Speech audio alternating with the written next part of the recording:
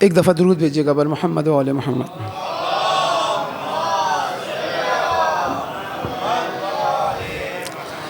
اعوذ باللہ من الشیطان الرجیم، بسم اللہ الرحمن الرحیم، الحمد للہ رب العالمین، الذي لا يبلغ مدحته القائلون ولا يحصي نعماءه العادون ولا يؤدي حقه المجتهدون، ثم الصلاة والسلام على أشرف الأنبياء والمرسلين، حبیبنا و حبیب الہ العالمین ابی القاسم محمد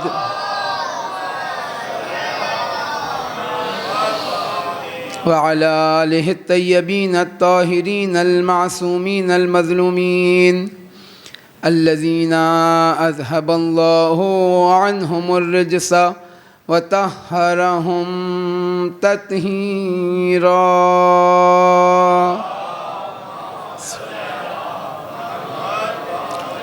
لا سیما بقیت اللہ العظم امام زماننا، روحی و ارواح العالمین لتراب مقدمہ الفدا، وقال اللہ تبارک و تعالی فی کتابہ المجید، بسم اللہ الرحمن الرحیم، فمن يعظم شعائر الله فإنها من تقوى القلوب، صدق اللہ العلی العظیم۔ درود بھیجیے گا بر محمد و آل محمد۔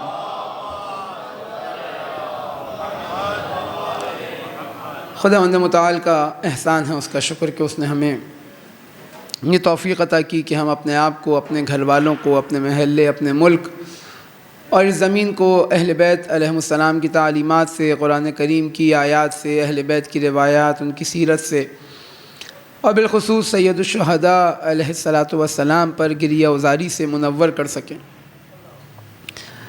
سید الشہداء امام حسین ابن علی علیہ السلام کے پہلے بیان سے کوشش کی کہ چند مطالب آپ کے سامنے پیش کر سکوں کہ جب مدینے سے نکل رہے ہیں اور بیعت کا مطالبہ کیا گیا تو سید الشہداء نے اس جواب میں جو خطبہ ارشاد فرمایا اس کا ایک حصہ یہ کہ ایھا الامیر، اے حاکم، انا اہل بیت النبوہ و معدن الرسالہ و مختلف الملائکہ بنا فتح اللہ و بنا یختم۔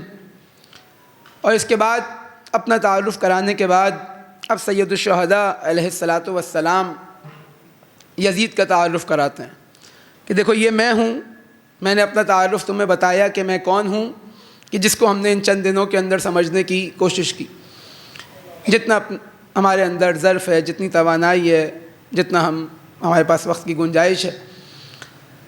اور اس کے بعد سید الشہداء علیہ السلام یزید کا تعارف کراتے ہیں۔ کیا فرماتے ہیں کہ دیکھو میں یہ، اب یزید کون؟ یزید رجل شارب الخمر قاتل نفس المحترمہ معلن بالفسق۔ تین صفات بیان کر رہے ہیں سید الشہداء علیہ السلام یزید کی۔ کہتے ہیں یزید ایسا شخص ہے جو شراب خور ہے، جو قاتل نفس محترمہ ہے، یعنی جس کی جان محترم ہے، جس کا خون محترم ہے، یہ اس شخص کو قتل کرنے والا ہے، یہ ایسے افراد کو قتل کرتا ہے، یعنی ناحق قتل کرنے والا ہے۔ معلن بالفسق، علی الاعلان فسق و فجور انجام دینے والا ہے۔ اور اس کے بعد فرماتے ہیں کہ مثلی لا یبایع مثلہ، مجھ جیسا اس جیسے کی بیعت نہیں کر سکتا۔ لیکن سید الشہداء علیہ السلام معیار دے رہے ہیں۔ یہاں مختلف مباحث ہمارے ممبروں سے بھی بعض دفعہ مطرح ہوتے ہیں۔ دیکھیں یزید سے نفرت کے دو پہلو ہیں۔ میں صرف اس وجہ سے بیان کر رہا ہوں کہ بعض دفعہ یہ شبہ ایجاد کیا جاتا ہے۔ ہم بہت سارے بیانیوں میں، بہت سارے نظریات اپنانے میں بعض مرتبہ افراط و تفریط کا شکار ہو جاتا ہے۔ ابھی یزید کا دور شروع ہوا ہے، یعنی ابھی حاکم شام کو مرے ہوئے 3-4 روز گزرے، بیعت کا تقاضا کیا گیا، سید الشہداء علیہ الصلوۃ والسلام نے یزید کی بیعت کا انکار کیا اور جو اس کا تعارف کرایا وہ ان صفات سے کرایا۔ خوب یزید کہ جس شخصیت کا سید الشہداء علیہ الصلوۃ والسلام تعارف کرا رہے ہیں، یہ واقعہ کربلا سے پہلے کی بات ہے۔ خوب یزید کی نسبت ایک نفرت کا اظہار واقعہ کربلا سے پہلے والا ہے، اور یزید کی نسبت نفرت اور بغض کا اپنے دل میں رکھنا کا ایک مرحلہ واقعہ کربلا کے بعد والا ہے۔ اب بعض مرتبہ یہ اشکال کیا جاتا ہے کہ بھائی آپ یزید سے نفرت کیوں کرتے ہیں؟ کیا جواب دیا جاتا ہے؟ کیونکہ یزید سید الشہداء علیہ الصلوۃ والسلام کا قاتل ہے۔ خب یہ ایک مرحلہ ہے۔ ایک مرحلہ کیا ہے کہ سید الشہداء علیہ الصلوۃ والسلام یزید سے کیوں نفرت کرتے تھے؟ اس وقت تو قتل نہیں کیا تھا۔ تو وہ صفات جو سید الشہداء علیہ الصلوۃ والسلام جس کی بنیاد پر یزید کو لعین جانتے تھے، ملعون جانتے تھے، وہ یہ صفات یہاں پر بیان کر رہے ہیں۔ اچھا اب ہماری کیا ذمہ داری ہے؟ ہم پہلی والی صفات کی نسبت نفرت کریں یا دوسری والی صفات کے سبب نفرت کریں؟ نہیں، ہماری دونوں ذمہ داری ہیں۔ یعنی اس کے اندر کوئی تقسیم کا مسئلہ نہیں ہے کہ پہلے والا یزید کچھ اور ہے، دوسرا والا یزید کچھ اور ہے، نہیں۔ یہ بھی ہماری ذمہ داری ہے کہ ہم یزید سے جو معیار سید الشہداء علیہ الصلوۃ والسلام دے کر جا رہے ہیں اس معیار کے مطابق نفرت کریں۔ اور اب اس کی اس صفات رذیلہ کے اندر، اس کی ان پستیوں کے اندر کربلا کے بعد مزید اضافہ ہوا، لہذا نفرت کا جو اظہار ہے، جو ہمارے دل میں بغض ہے یزید کی نسبت، وہ کئی گنا زیادہ ہو جائے گا۔ اب جو یہ کام انجام دینے جا رہا ہے، یعنی پہلے ایک عام محترم شخص کا قتل کر رہا تھا، لیکن اب ایک عام آدمی کا قتل نہیں کر رہا، اب ایک ایسے شخص کا قتل کر رہا ہے یا ایسی شخصیات کا قتل کر رہا ہے جس پر پوری انسانیت کو قربان کر دیا جائے۔ اب سید الشہداء کا قتل کر رہا ہے، میں ابھی انت و امی و نفسی و مالی و ولدی، کہ میرے پاس جو کچھ ہے حسین ابن علی آپ پر قربان ہو جائے۔ خوب یہ ڈویژن بعض دفعہ دیکھیں ہمارے معاشرے کے اندر بعض دفعہ اتنا بڑا ایشو ہوتا نہیں ہے جتنا بنا دیا جاتا ہے۔ خوب بالآخر ایک تقاضا یہ ہے کہ اگر کوئی یہ شخص کہہ رہا ہے، کل بھی میں نے آپ کے سامنے چند ایسے نظریات کو بیان کیا کہ جس طرح کہ بھائی نماز پڑھ رہے ہو اور گناہ بھی کر رہے ہو تو نماز کا کوئی فائدہ نہیں، اس کا مطلب یہ نہیں ہے کہ انسان نماز چھوڑ دے۔ اگر کوئی شخص یہ کہہ رہا ہے کہ دیکھو یزید سے اس بنیاد پر نفرت کرو جس بنیاد پر سید الشہداء علیہ الصلوۃ والسلام یزید سے نفرت کیا کرتے تھے، تو اس کا قطعاً یہ مطلب نہیں ہے کہ سید الشہداء کا قتل کرنا، سید الشہداء علیہ السلام پر ظلم و مصیبت کے پہاڑ ڈھا دینا، اولاد رسول کو اذیت کرنا، اہل بیت حرم کو اسیر بنانا، اس کو اگنور کیا جا رہا ہے۔ نہیں، دیکھیں جب معیار دیا جا رہا ہے، کیونکہ سید الشہداء علیہ الصلوۃ والسلام معیار دے رہے ہیں۔ جب قاتل نفس محترمہ کہا تو اب پاک ترین ذات سید الشہداء علیہ الصلوۃ والسلام کی ذات ہے۔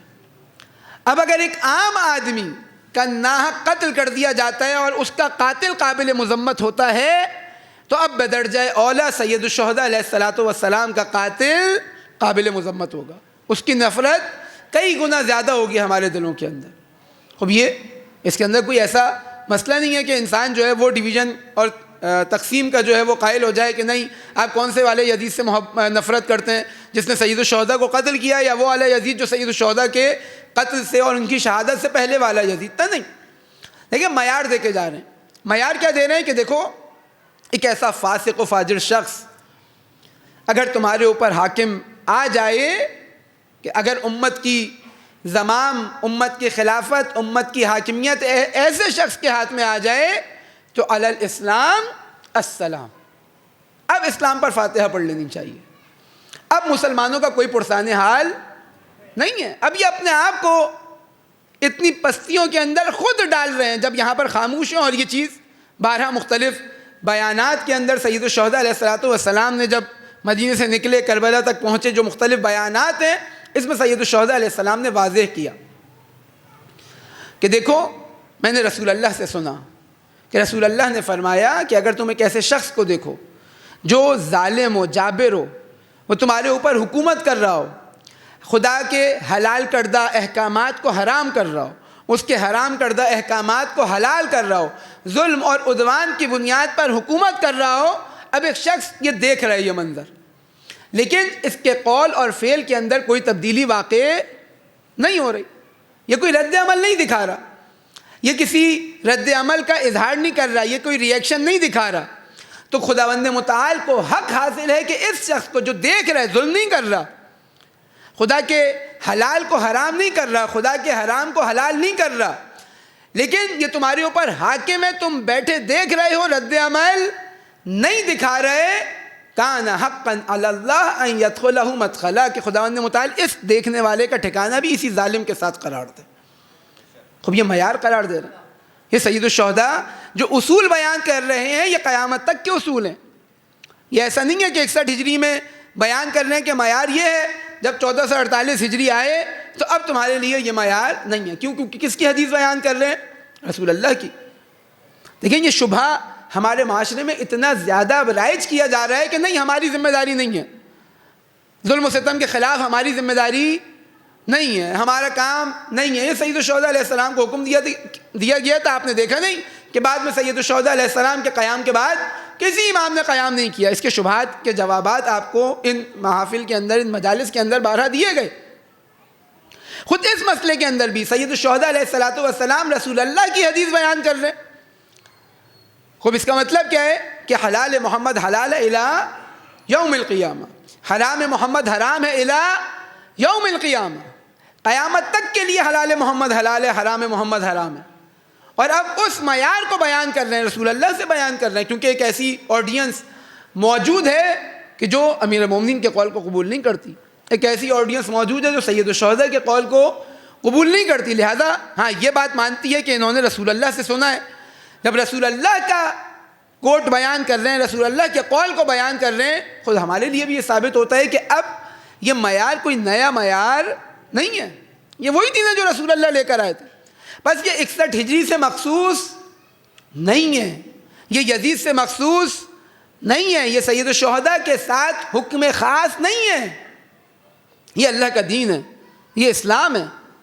جب قرآن کی آیات پڑھ رہے ہیں، جب رسول اللہ کی روایات پڑھ رہے ہیں، تو اس کا مطلب یہ کہ یہ عمومی حکم ہے، ہر دور کے لیے حکم ہے، ہر زمانے کے لیے حکم ہے، ہر جگہ کے لیے حکم ہے.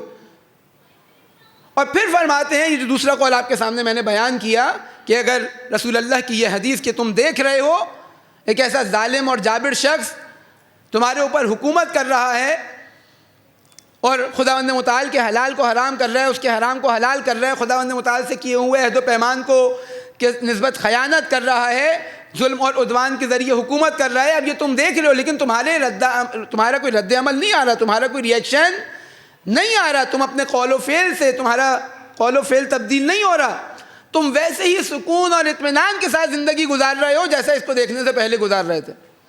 اللہ کو یہ حق حاصل ہے کہ تمہیں اسی ظالم کے ساتھ محشور کرو. اور پھر فرماتے ہیں کہ دیکھو میں اس قول اور فعل کی تبدیلی کا زیادہ حقدار ہوں، میری زیادہ ذمہ داری ہے، اور اب میں نکل رہا ہوں، جس نے میرا ساتھ دینا ہے وہ میرے لشکر سے ملحق ہو جائے. ٹھیک ہے، واضح طور پر یہ خداوند متعال جو حکم دے رہا ہے مومنین کو وہی.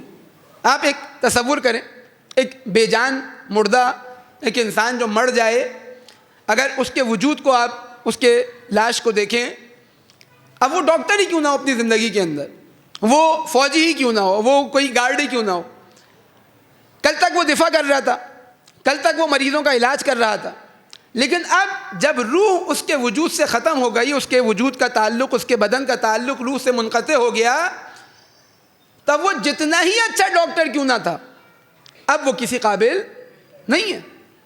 اب اس کو کوئی آ کر ظلم و ستم کرے، آپ دیکھتے ہیں بعض دفعہ خود ہمارے پڑوسی ملک کے اندر بعض دفعہ موب لنچنگ ہوتی ہے، خود ہمارے معاشرے کے اندر لاش کی بے حرمتی کی جاتی ہے، کسی کی بھی لاش، وہ رد عمل کا اظہار نہیں دکھا رہے. کیوں؟ کیا جواب دیا جاتا ہے؟ بھائی دفاع کرے اپنا، یہ تو گارڈ تھا، کل تک مسجد کا دفاع کر رہا تھا، کل تک لوگوں کا دفاع کر رہا تھا، اب اپنا دفاع کیوں نہیں کر رہا؟ کہا اب اس میں روح باقی نہیں ہے، اب اس میں حیات نہیں ہے. پس پتہ لگا کہ حیات کی ایک علامت یہ ہے کہ یہ جس کے اندر حیات پائی جاتی ہے وہ رد عمل دکھاتا ہے. اگر کسی شخص میں حیات پائی جاتی ہے تو وہ رد عمل دکھاتا ہے، اگر کسی معاشرے میں حیات پائی جاتی ہے تو وہ معاشرہ رد عمل دکھاتا ہے۔ اگر وہ رد عمل نہیں دکھا رہا، اس کا مطلب کیا ہے؟ وہ معاشرہ مردار ہو گیا ہے۔ اور اب مردار کو ایسے ہی نہیں پڑا رہنے دیا جاتا، یا تو اس کا علاج کیا جاتا ہے، یعنی اگر اس کے اندر کوئی رمق باقی ہو، اگر یعنی وینٹیلیٹر پر پڑا ہے تو اب اس کو سانس دلائی جائے، اب اس کا علاج کیا جائے، اگر اس کو ہوش آ جائے، ورنہ اس کو دفنا دیا جاتا ہے۔ ورنہ کیا ہوتا ہے اگر اسے نہ دفنایا جائے؟ اب وہ ڈاکٹر جو کل تک علاج کر رہا تھا، اس کے لاشے کو بھی آپ پڑے رہنے دیں تو معاشرے کے اندر جراثیم، بیماریاں پھیلنا شروع ہو جاتی ہیں۔ کل تک علاج کر رہا تھا، اب برائیوں کا سبب بن رہا ہے، اب اس کے بدن سے بدبو آ رہی ہے۔ جس طرح ایک انسان کی مثال ہے، ایک شخص کی مثال ہے، اسی طرح ایز اٹ از ایک معاشرے کی مثال ہے۔ ایک معاشرہ سالم ہوتا ہے، ایک معاشرہ ترقی کرتا ہے، ایک معاشرہ بیمار ہوتا ہے، ایک معاشرہ مردہ ہو جاتا ہے۔ اور سید الشہداء علیہ السلام کے اس قول کے مطابق یہ رسول اللہ کا جو فرمان نقل کیا کہ وہ رد عمل نہیں دکھاتا۔ اب یہ رد عمل نہیں دکھا رہا، اس کا مطلب کیا ہے؟ اس کا مطلب یہ کہ اب یہ معاشرہ مردہ ہو گیا، اب اس کے اندر حیات نہیں ہے۔ اور اب یہ حیات کہاں سے آئے گی؟ حیات قرآن بیان کر رہا ہے۔ دیکھو، اگر چاہتے ہو کہ تمہیں حیات عطا ہو تو آؤ اللہ اور اس کے رسول کی آواز پر لبیک کہو۔ استجیبوا للہ ولرسولہ اذا دعاکم لما یحییکم۔ اگر تم اللہ اور اس کے رسول کی آواز پر لبیک کہو گے تو تمہیں وہ چیز عطا کریں گے جو تمہیں حیات بخشے گی، تمہارے اندر زندگی عطا کرے گی۔ تمہارا اگر معاشرہ لبیک کہے گا تو یہ معاشرہ زندہ ہوگا۔ اور علامت کیا ہے؟ علامت رد عمل ہے، علامت اظہار ہے، علامت سید الشہداء کے اس قول کے مطابق قول و فعل میں تبدیلی ہے کہ اگر میرا قول یا میرا فعل تبدیل نہیں ہو رہا اور میں ویسے ہی زندگی گزار رہا ہوں، ظلم و ستم دیکھ رہا ہوں، فسق و جور دیکھ رہا ہوں، حلال خدا کو حرام ہوتا دیکھ رہا ہوں، حرام خدا کو حلال ہوتا دیکھ رہا ہوں، سنتوں کو پامال ہوتا دیکھ رہا ہوں، بدعتوں کو زندہ ہوتا دیکھ رہا ہوں، اور اب میں ریئیکشن نہیں دکھا رہا، سید الشہداء کے اس فرمان کے مطابق میرا ٹھکانہ بھی ویسے ہی ہے جو ان ظالمین کا ٹھکانہ۔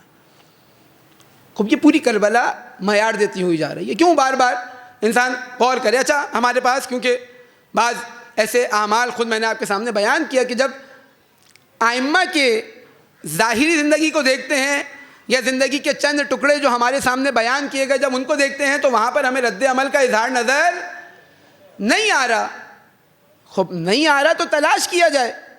کیوں؟ کیونکہ اصول انہوں نے بتائے، قرآن کی تعلیمات انہوں نے بتائیں، روایات انہوں نے بتائی۔ جب امام کہہ رہے کہ مجھے اس بات سے محبت ہے کہ اہل بیت علیہم السلام میں سے کوئی کھڑا ہو ان ظالمین کے خلاف قیام کرے، تو میرے لیے سوال پیدا ہونا چاہیے نا کہ میں جا کر دیکھوں خود امام قیام کیوں نہیں کر رہے۔ یا تو میرے ذہن کے اندر جو پکچر ہے یہ غلط ہوگی، امام نے قیام کیا اور مجھے نظر نہیں آیا، یا دوسرا طریقہ کیا ہے، دوسرا جواب کیا ہے، وہ یہ ہوگا کہ امام علیہ السلام نے قیام نہیں کیا۔ کیوں نہیں کیا؟ کیونکہ اس کے مقدمات فراہم نہیں تھے۔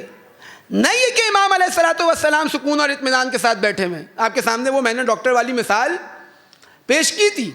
یہ ایسا حق نہیں ہے کہ اہل بیت علیہم السلام اس سے دستبردار ہو جائیں اور پوری انسانیت کو جہنم میں جھونکنے کی اجازت دے دیں کہ آؤ تم آ کر ان پر مسلط ہو جاؤ۔ نہیں، یہ اہل بیت علیہم السلام کی ذمہ داری ہے اور انہوں نے اس ذمہ داری کو انجام دیا۔ اشہد انکم جاہدتم فی اللہ حق جہاد۔ خوب خالی یہ لقلقہ زبانی ہے، کہتے رہو۔ ہم نے زیارات کو، ہم نے اہل بیت علیہم السلام کی احادیث کو، جب ہم چیزوں کو الگ الگ ٹکڑوں میں دیکھیں گے، بالکل جس طرح جب گلدستے والی جو میں نے آپ کے سامنے مثال دی، جب اس طرح دیکھیں گے تو اب ہم اپنے مطلب کی بات کو نکالیں گے۔ میں ڈرپوک ہوں، میں فوراً اپنے آپ کو بچانے کے لیے، کیونکہ میں نے ریزسٹ نہیں کرنا، میں نے مقابلہ نہیں کرنا، میں نے صدائے احتجاج بلند نہیں کرنی، میں ائمہ علیہم السلام کے ایسے واقعات کو ڈھونڈوں گا جہاں مجھے سکوت نظر آئے۔ اپنے عمل کو جسٹیفائی کرنے کے لیے ائمہ علیہم السلام کی زندگی، ان کی سیرت کو تحریف کر دیتا ہے۔ ان کے جو اصول ہیں، جو معیارات ہیں، جب وہ بیان کر رہے ہیں تو اب ان کے عمل کی توجیہ اس کے حساب سے کی جائے گی۔ بھئی انہوں نے قرآن بیان کیا، انہوں نے احادیث بیان کی، انہوں نے یہ اصول بیان کیے، خب اب اگر ان کا عمل ایسا ہے تو اب میں جم کروں گا، اور فقیہ کا کام یہی ہوتا ہے۔ کہ وہ دیکھتا ہے کہ بھائی اگر یہ ظاہری طور پر کوئی چیز ٹکرا رہی ہے تو اس کا حل نکالیں. اور کیونکہ ہمارا مزاج ایسا ہوتا ہے کہ ہم نے اگر حل نکالا تو ہم خود پھنس جائیں گے, خوب مجھے بھی آواز اٹھانی پڑے گی. لہذا سب سے سیف سائڈ یہ ہے کہ میں اہل بیت کی اسی سیرت کو تھامے رکھوں, اور جس طرح مجھے آج تک بیان کی گئی کہ جہاں ملا کی دوڑ مسجد تک, اس سے زیادہ میں بیان کرنے کی, حتیٰ تلاش کرنے کی, کیونکہ اگر تلاش کی اور جواب مل گیا تو اب میری اپنی ذمہ داری بڑھ جائے گی, اب میرے پاس راہ فرار نہیں ہوگا. چند واقعات میں اسی سلسلے میں آپ کے سامنے بیان کروں. ایک دفعہ درود بھیجے بر محمد و آل محمد.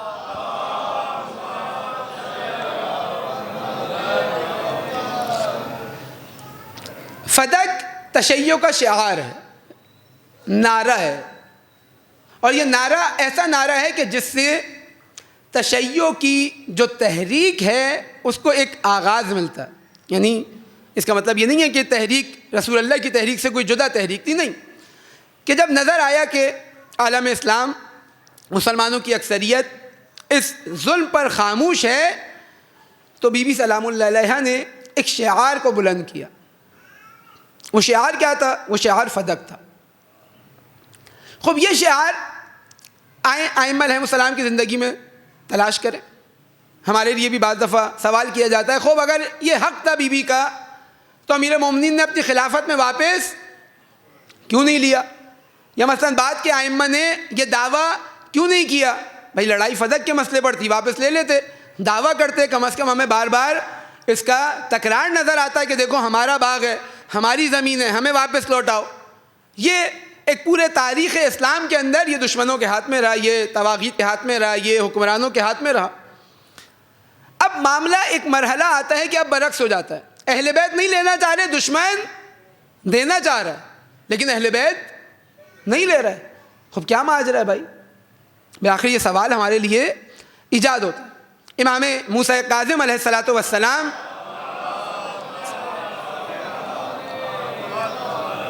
ہارون الرشید کا زمانہ ہے. روایت کہتی ہے کہ کان یقول لموسیٰ بن جعفر, یعنی ایک مرتبہ نہیں, یہ بار بار تکرار کیا کرتا تھا, یہ بار بار اصرار کیا کرتا تھا کہ خذ فدقن, اے موسیٰ بن جعفر آپ فدق واپس لے لیں. خوب ہماری طرح کا نظریہ تھا شاید اس کا کہ بھائی معاملہ جو ہے باغ کا مسئلہ ہے, حل کر لیا جائے, ایک ہی دفعہ ان کا حق دیا جائے, معاملہ ختم ہو جائے گا. کیوں؟ کیونکہ اب اہل بیت تو ہماری نظر میں حکومت کے پیچھے نہیں ہے. اہل بیت کا کیا کام حکومت سے, اہل بیت کا کیا کام اجتماع سے, اہل بیت کا کیا کام سیاست سے. اس نے بولا آپ باغ لیں, معاملہ ختم, اسی کی لڑائی ہے نا. آپ اتنے, کیونکہ ہمارے پاس روایات ہیں. وہ امام موسیٰ کاظم علیہ السلام کو بلا کر کہتا تھا کہ آپ میرے خلاف بغاوت کر رہے ہیں. خود بنی ہاشم سے ایسے افراد خریدے جاتے تھے. پھر وہ ایک اور مثال کہ اللہ تعالیٰ نے سید ہونے کے بعد گارنٹی کارڈ لکھ کر نہیں دیا ہے کہ اب تم کبھی اہل بیت علیہم السلام کے راستے سے منحرف نہیں ہو سکتے. نہیں, خود بنی ہاشم سے ایسے افراد نکلے. امام موسیٰ کاظم علیہ السلام نے سمجھایا کہ دیکھو میرے بچوں کی یتیمی اپنے سر نہ لو, کتنے پیسے چاہیے, کتنے دینار چاہیے, کتنے درہم چاہیے. بہانے بناتے تھے, نہیں ہم حج کے لیے جا رہے ہیں, ہم فلاں کام کرنے جا رہے ہیں, ہم فلاں کام کرنے جا رہے ہیں. اور اہل بیت کی گھر کی مخبری کیا کرتے تھے دربار میں. ایک مرتبہ اسی طرح کے ایک شخص کو ہارون بلاتا ہے اور کہتا ہے رپورٹ بتاؤ کیا حالات ہیں. کہتا ہے 2 خلیفہ ہیں. ہارون پریشان ہو جاتا ہے, کہتا ہے 2 خلیفہ کیا مطلب؟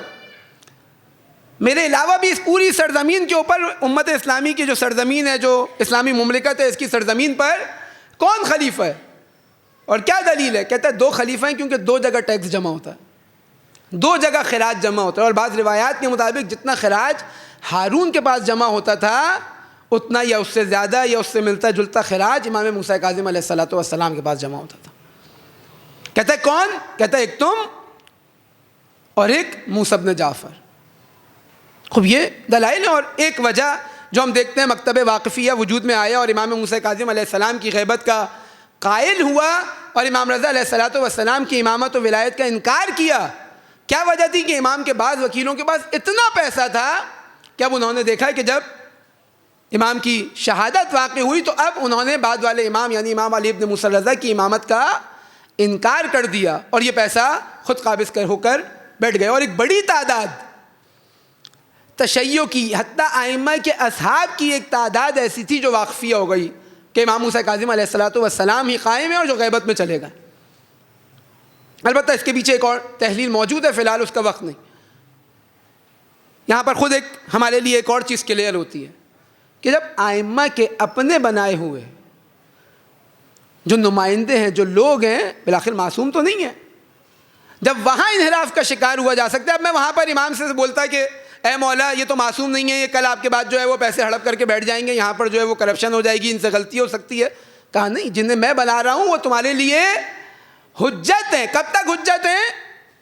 جب تک وہ میرے نمائندے ہیں، جب تک وہ امام معصوم کی جانب سے تائید شدہ ہیں، حجت ہے.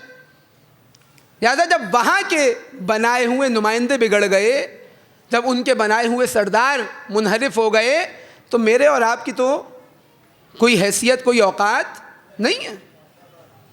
امام حسن علیہ السلام کی تحریک میں دیکھیں، ان کا بنایا ہوا علمدار سردار کس طرح ساتھ چھوڑ کر چلے گیا. خوب ایک وجہ واقفیہ مکتب کے وجود میں آنے کی، اور بھی وجوہات ہیں اور بھی تحلیلیں. ایک وجہ کیا ہے؟ ایک وجہ یہ ہے کہ امام موسیٰ کاظم علیہ السلام کے پاس اتنا خراج جمع ہوتا تھا، اتنا ٹیکس جمع ہوتا تھا کہ جو حکومت کو ایک سخت جو ہے وہ ٹارگٹ دیا کرتا تھا.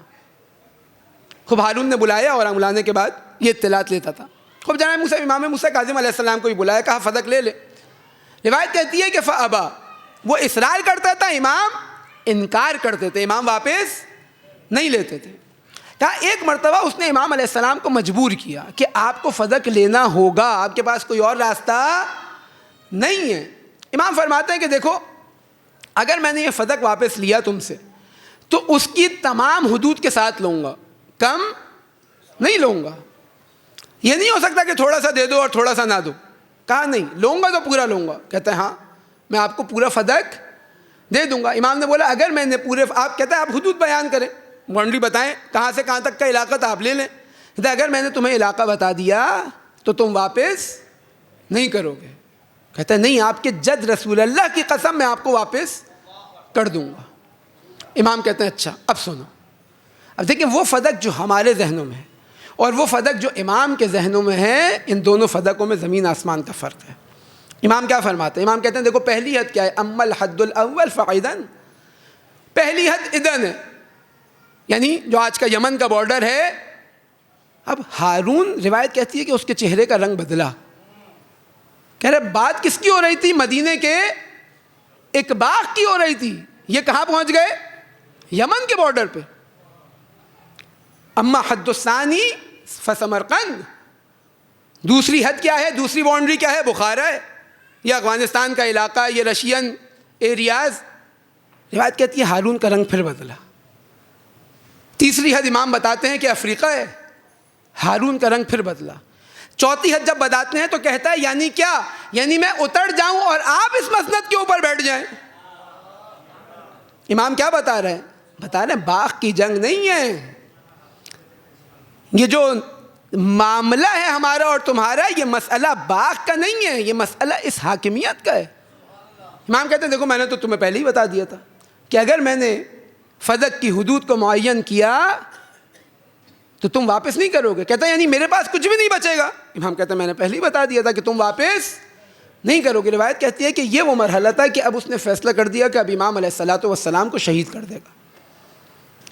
دیکھیے جانتے ہیں دشمن واقف ہے، ان کے یہ ظاہری اعمال بعض دفعہ ہماری غفلت کا سبب بن جاتے ہیں، کیونکہ ہم سوچتے نہیں ہیں، ہم سمجھتے نہیں ہیں، ہم ان کے اصولوں کو اور ان کی زندگی کو ہم اپنے آپ جیسا بعض دفعہ سمجھنے لگتے ہیں کہ جس طرح ہمارے قول و فعل کے اندر تضاد ہوتا ہے. نعوذ باللہ، امام باتیں جہاد کی کر رہے ہیں، باتیں قیام کی کر رہے ہیں، باتیں حکومت کی کر رہے ہیں اور خود قیام نہیں کر رہے. نہیں، جب معیار دے رہے ہیں تو سب سے پہلے اس معیار پر خود عمل کرنے والے ہیں. ممکن ہے مجھے اور آپ کو نظر نہ آ رہا ہو، کیوں؟ کیونکہ دیکھیں معاملہ ایسا معاملہ ہے، کیونکہ یہ تحریک کھل کر نہیں آگے بڑھی. اگر کھل کر آگے بڑھتی تمام تشیعوں کو قتل کر دیا جاتا. اس طرح یہ پاک و مطہر مکتب، یہ حقانیت کا مکتب میرے اور آپ کے پاس نہیں پہنچ سکتا تھا.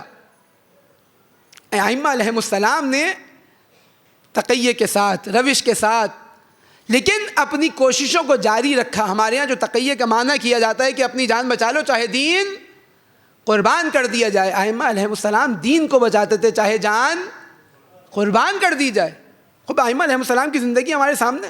تقیہ یعنی ایک ایسا راستہ کہ جس سے کم نقصان اٹھایا جائے, زیادہ سے زیادہ دشمن کو فائدہ یعنی نقصان کیا جائے, خود نقصان کم اٹھا رہے ہیں, دشمن کا نقصان زیادہ کر رہے ہیں. مثال دی جاتی ہے کہ اگر میں سیدھا راستہ ہے جا رہا ہوں, سامنے دیوار آ جاتی ہے تو کیا کروں گا, واپس لوٹ کے آ جاؤں گا. کہا نہیں, سیدھے ہاتھ پہ مڑ جاؤ, الٹے ہاتھ پہ مڑ جاؤ, آگے دیکھو شاید راستہ طولانی ہو لیکن مقصد کو ترک نہیں کرنا. اب جیسے ہی آپ ادھر مڑے, کسی نے آ کے بولا دیکھو جانا تو سیدھا تھا, آپ نے اپنے راستے سے منحرف ہو گئے. کہا نہیں, یہ جو میں راستے سے مڑا ہوں یہ اسی ہدف تک پہنچنے کے لیے. اور ہر عاقل انسان اپنی زندگی کے اندر یہی کام کرتا ہے. یہ جو بعض دفعہ تانے دیتے ہیں, نہیں, ہم جب مقصد تک پہنچنا چاہتے ہیں, ہاں غلط روش نہیں اپناتے, غلط راستہ نہیں اپناتے, لیکن راستہ تبدیل کر لیتے ہیں. کیوں؟ کیونکہ پہلے والا راستہ بند ہے. لہٰذا ائمہ علیہ السلام نے اس حوالے سے کھل کر اظہار کیا. یعنی کھل کر اظہار سے مراد وہ تحریک, وہ قیام علنی نہیں تھا, لیکن اپنے چاہنے والوں سے جو احادیث بیان کی, اپنے جو موالی تھے, جو اپنے اصحاب تھے, ان سے جو بیان کیا, وہ ہمارے لیے روز روشن کی طرح واضح, اگر ہم چاہیں کہ یہ ہمارے لیے واضح ہو جائے. جناب صفوان جمال کی ایک اور داستان میں آپ کے سامنے بیان کروں. ایک دفعہ درود بھیجیں اہل بیت کی ذات پہ بآواز بلند.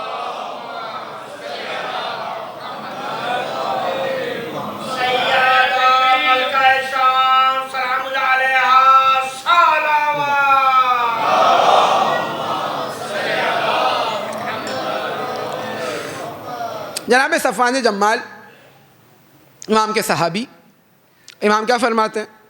اب دیکھیں یہاں ہمیں ایک جانب علی ابن یقین نظر آ رہے ہیں, ایک جانب جناب صفوان جمال نظر آ رہے ہیں.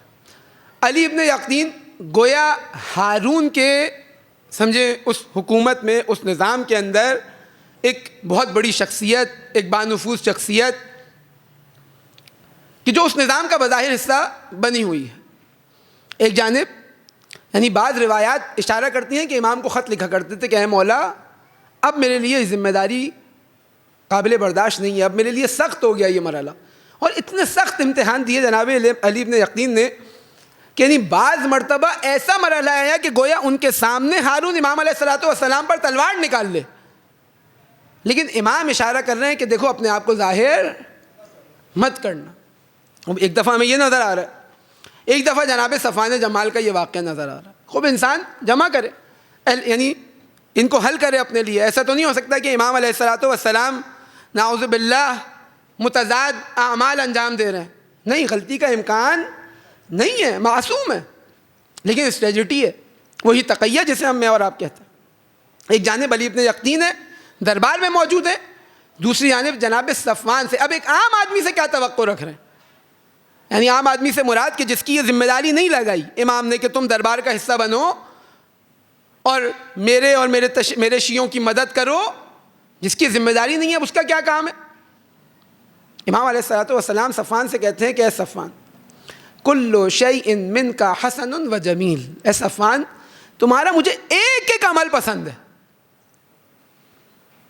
اب میری اور آپ کی بات ہو تو یعنی واقعاً انسان غبطہ کرے, انسان رشک کرے. امام فرماتا ہے کہ دیکھو تمہارا ایک ایک عمل مجھے پسند ہے سوائے ایک عمل کے. یعنی تمہاری پوری زندگی بہترین, پوری زندگی سے ہم راضی ہیں سوائے ایک عمل کے. اب مجھے ایسا آدمی ہو تو ایک مرتبہ پریشان ہو جائے کہ میری تو پوری زندگی ایسی ہے کہ میں امام کو راضی نہیں رکھ سکا.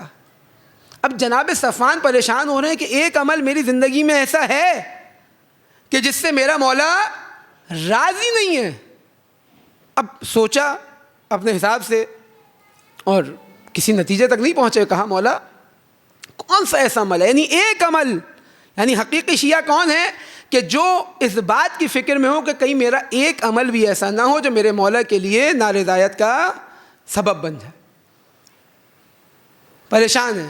ایک دفعہ وہ کہتے ہیں مولا کیا یعنی کون سا عمل ہے؟ امام کہتے ہیں کہ یہ جو تم نے ہارون کو اپنے اونٹ کرائے پر دیے ہیں یہ ہمارے لیے قابل قبول نہیں ہے.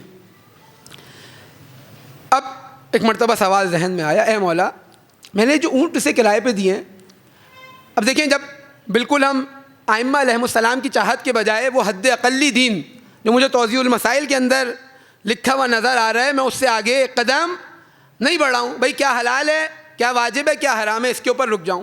ائمہ علیہم السلام مجھے اس پاسنگ مارکس مجھے نہیں دینا چاہتے، مجھے عطا کرنا چاہتے ہیں کہ میں کامل ترین انسان بنوں، میں 100% مارکس لے کر آؤں. جو بعض دفعہ ہوتا ہے کہ بھائی یہ تو فقہی طور پہ دیکھیں تو جائز ہے، ہاں جائز ہو سکتا ہے، ممکن ہو تمہارے لیے ہو، فقہی طور پر ممکن ہے، لیکن یہ پاسنگ مارکس ہیں، اس کے اوپر اکتفا نہیں کرو، آؤ بڑھ کر دین کی مدد کرو. امام کہتے ہیں کہ یہ جو تم نے ہارون کو کرائے پر اونٹ دیے ہیں یہ ہماری نارضایتی کا سبب ہے. ایک مرتبہ کہتا ہے مولا میں نے نہ اسے کسی ظلم کے لیے یہ دیے، نہ کوئی گناہ کرنے وہ جا رہا ہے، نہ سیر و تفریح اور الٹی سیدھی حرکتیں اور لہو و لعب اور بیکار کام کے لیے جا رہا ہے، بلکہ وہ کہاں جا رہا ہے؟ وہ حج کرنے جا رہا ہے، وہ عمرہ کرنے جا رہا ہے، وہ خانہ کعبہ کا طواف کرنے جا رہا ہے. میں نے اس راستے کے لیے اونٹ دیا اور میں جانتا ہوں کہ کیا آدمی ہے، میں خود بھی ساتھ نہیں کیا، میں نے اس کو اپنے غلام میں نے ساتھ بھیجے، اپنے کارمند جو مزدور ہیں وہ میں نے ساتھ بھیجے کہ وہ جائیں اس کے ساتھ، میں خود ساتھ نہیں کیا. امام کہتے ہیں کہ اچھا یہ بتاؤ تم اس سے کرائے کے طلبگار ہو یا نہیں ہو؟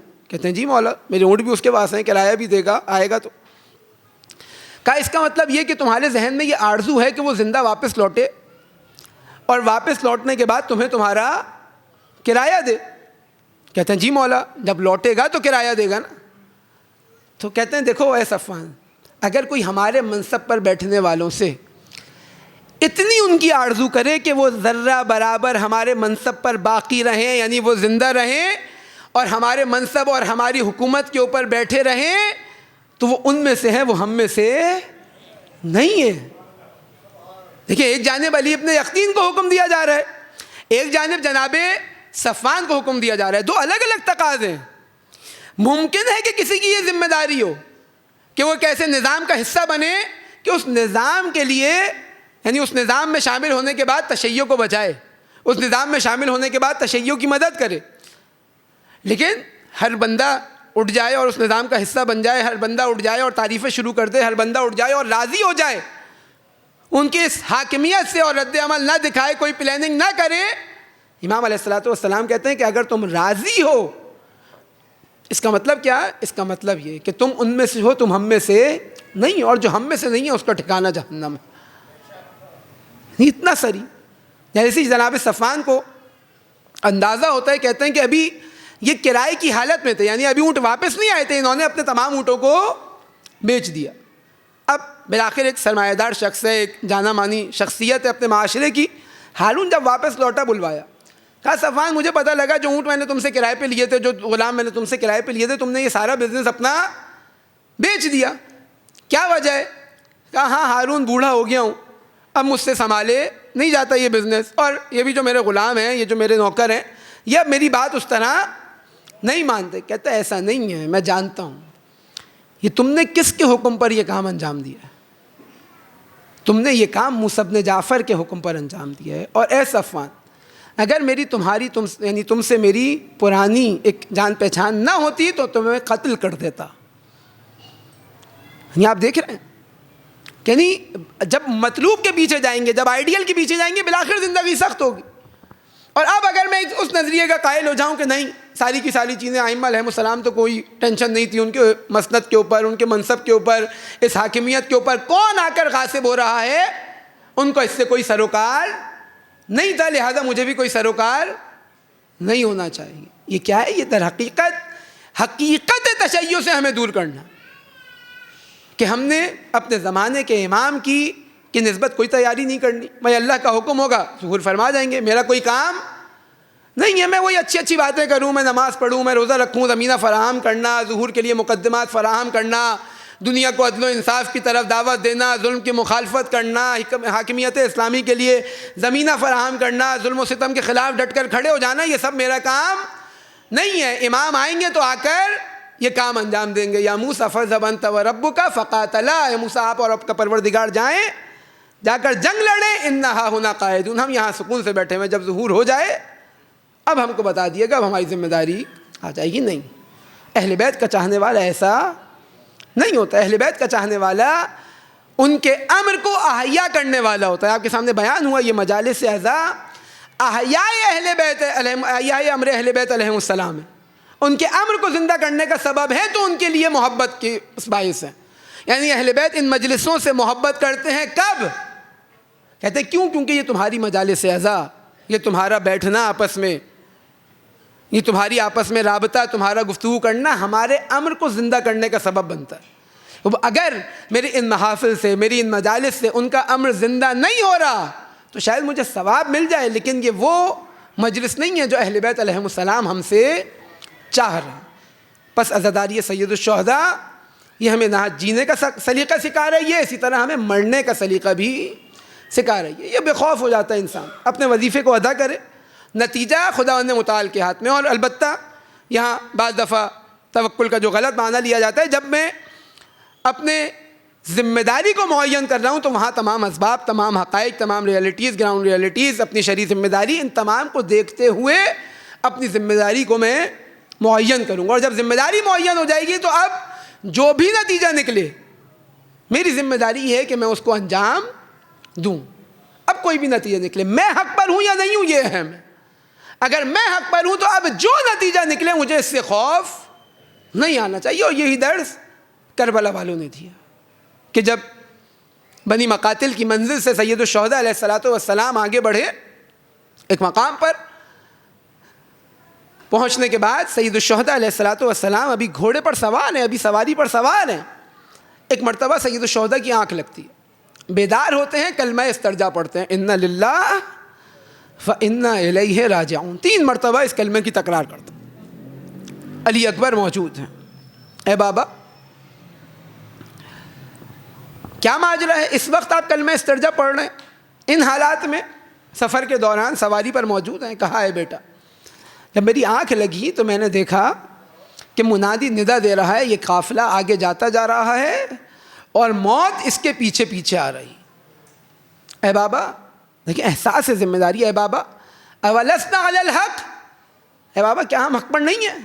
کہا ای واللہ اے بیٹا ہم ہی حق پر ہیں، ہم تو معیار حق ہیں، ہم کیسے حق پر نہیں ہیں؟ اے بابا اگر ہم حق پر ہیں اذن لا نبالی بالموت، اگر ہم حق پر ہیں، اپنی ذمہ داری کو ادا کر رہے ہیں تو اب موت ہم پر آ جائے، ہم موت پر جا پڑے، ہمیں کوئی فرق نہیں پڑتا. یہ ہے علی اکبر کہ رہبر شہید فرماتے تھے کہ سید الشہداء آپ کے سامنے وہ میں نے واقعہ نقل کیا، وہ جہاد کا مفہوم بتاتے ہوئے کہ سید الشہداء نے اپنے تمام بچوں کا نام علی کے نام پر رکھا.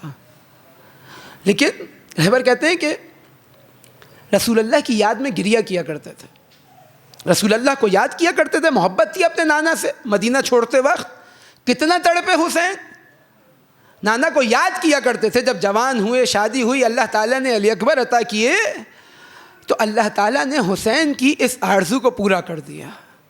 اب علی اکبر کو دیکھا کرتے تھے، رسول اللہ کی زیارت کیا کرتے تھے.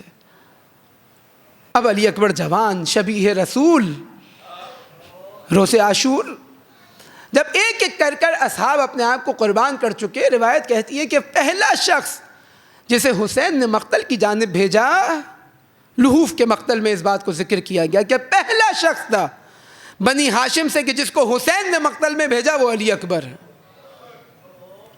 کہا اے علی اکبر جاؤ میدان میں. لیکن روایت کہتی ہے جب بھیج رہے تھے نا، نظر آیسمن، ایک مرتبہ علی اکبر کے چہرے پر مایوسانہ نگاہ ڈالی. وَأَرْخَ عَيْنَاهُ، ایک مرتبہ اس نگاہ ڈالنے کے بعد اپنی آنکھوں کو جھکایا. وَبُكَى بُكَاءً شَدِيدًا، اور ایک مرتبہ حسین زار و قطار گریہ کرنا شروع کر دیا. شاید علی اکبر نے کہا بابا ارے آپ نے تو جانے کا حکم دیا، اب گریہ کس بات کا؟ شاید یہ جواب دیا ہو اے بیٹا، ارے کاش تیرا بیٹا بھی کوئی اس طرح کے جوان علی اکبر جیسا بیٹا ہوتا، ارے تو یہ سوال میں تجھ سے کر سکتا. ایک مرتبہ علی اکبر میدان میں گئے، حسین دیکھ رہے ہیں، علی اکبر نے رجس پڑھا، علی اکبر واپس آئے. جب علی اکبر جا رہے تھے، حسین نے کیا کہا؟ اے اللہ گواہ رہنا، ارے اس کو بھیج رہا ہوں. فقط بلغ الیہم غلام اشبہ الناس بنبیک خلقا وخلقا ومنطقا۔ اے اللہ گواہ رہنا، ارے یہ جو جا رہا ہے نا اس قوم کی طرف، ارے یہ اس دنیا میں اس زمین پر تیرے نبی کی سب سے زیادہ شبیہ تھا۔ اے اللہ کبھی اہل بیت حرم تیرے نبی کی زیارت کے مشتاق ہوتے تھے تو علی اکبر کی زیارت کیا کرتے تھے۔ جب علی اکبر کو ودا کیا، یہی وجہ ہے کہ ایک مرتبہ بیویوں نے گھیر لیا، علی اکبر کی زیارت کر رہی ہیں۔ ارے حسین نے بڑی مشکل سے بیویوں سے جدا کیا علی اکبر کو، اے بیٹا جاؤ میدان میں جاؤ۔ ایک مرتبہ علی اکبر رجس پڑھتے گئے، ایک مرتبہ پیاس کی جب شدت طاری ہوئی، پلٹے بابا کی خدمت میں، اے بابا العطش قد قتلنی، اے بابا یہ پیاس مارے ڈال رہی ہے، اے بابا یہ زرہ کی سنگینی قتل کر رہی ہے، ارے بہت اذیت کر رہی ہے، تھوڑا سا پانی مل جائے ان لعینوں کو دادا علی ابن ابی طالب کی جنگ یاد دلا دوں۔ اے علی اکبر ارے تھوڑا سا اور لڑ لو، ارے تمہارے جد تمہیں آب کوثر سے سیراب کریں گے۔ ایک مرتبہ علی اکبر جاتے ہیں، رجس پڑھتے ہیں، ارے جانتے ہو ہم کون ہیں؟ ارے میں علی ابن حسین ہوں، میں علی کا پوتا ہوں، میں رسول اللہ کی اولاد ہوں۔ ایک مرتبہ رجس پڑھتے پڑھتے ایک مرحلہ وہ آیا، علی اکبر پر ایسا وار کیا، علی اکبر گھوڑے پر سنبھل نہ سکے۔ اب جو گھوڑے سے گرنا چاہتے ہیں، مقاتل کہتے ہیں کہ اپنے ہاتھوں کو علی اکبر نے گھوڑے کی باہوں میں ڈال لیا۔ ایک مرتبہ یقیناً اس منظر میں، اس مقتل میں گھوڑے کی آنکھوں میں بھی شاید خون آ گیا ہو، ارے اسے معلوم نہ چلا مقتل کہاں ہے، نرغہ آدھا کہاں ہے، حسین کے خیمے کہاں ہے۔ ایک مرتبہ یہ ذوالجناح علی اکبر کو نرغہ آدھا میں لے گیا، روایت کہتی ہے فَقَطَّعُوهُ بِسُيُوفِهِمْ إِرْبًا إِرْبًا، ارے چاروں جانب سے حملہ ہوا، علی اکبر کے بدن کے ٹکڑے ٹکڑے کر دیے۔ ایک مرتبہ صدا دی، السلام علیکہ یا ابتا، اے بابا میرا سلام، ارے یہ آپ کے جد رسول اللہ، یہ دادا علی ابن ابی طالب، ارے میری پیاس کو بجھا رہے ہیں، ارے آب کوثر پیش کر رہے ہیں، اور اے بابا ارے رسول اللہ آپ کو سلام کر رہے ہیں۔ نہ جانے حسین کیسے علی اکبر کے لاشے تک پہنچے ہیں، لیکن روایت کہتی ہے، ایک فقیہ مجتہد بیان کرتے ہیں، کہتے ہیں کہ جب علی اکبر کے لاشے پر حسین پہنچے، گویا حسین بھی شہید ہو گئے، ارے حسین کے بدن سے بھی روح نکل گئی، لیکن اللہ تعالیٰ نے ابھی حسین کی حفاظت کرنی تھی۔ ایک مرتبہ زینب خیموں سے نکلی، ارے علی اکبر کے لاشے پر آئی، حسین کی توجہ علی اکبر کے لاشے سے زینب کی جانب منتقل ہوئی، زینب کو سنبھالا، اے بنی ہاشم کے جوانوں آؤ، ارے بھائی کا لاشا لے کر چلو۔ اے علی اکبر ارے تم چلے گئے ہیں، لیکن تمہارے بعد علی الدنیا بعدک العفا، ارے اس دنیا پر تمہارے بعد خاک۔ الا لعنت اللہ علی القوم الظالمین۔ خداوند متعال اس عبادت کو اپنی بارگاہ میں قبول و مقبول فرمائے۔ دنیا میں جہاں جہاں مومنین کفر و استکبار کے خلاف برسر پیکان ہیں، خداوند متعال ان کی مدد و نصرت فرمائے، ہم سب کو ان کی فتح و نصرت دیکھنا نصیب فرمائے۔ خداوند متعال ہم سب کو یہ توفیق عطا فرمائے کہ ہم دنیا کے مظلومین و مقاومین و مومنین اور تمام عزاداروں کی حمایت کر سکیں۔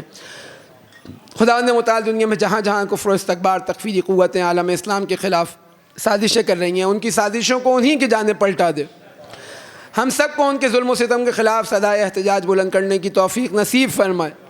امام زمانہ کے ظہور میں تعجیل فرمائے، ہمارا شمار امام زمانہ کے اعوان و انصار میں فرمائے، ہماری عاقبت ان کی راہ میں شہادت نصیب فرمائے۔ ربنا تقبل منا انک انت السمیع العلیم برحمتک یا ارحم الراحمین۔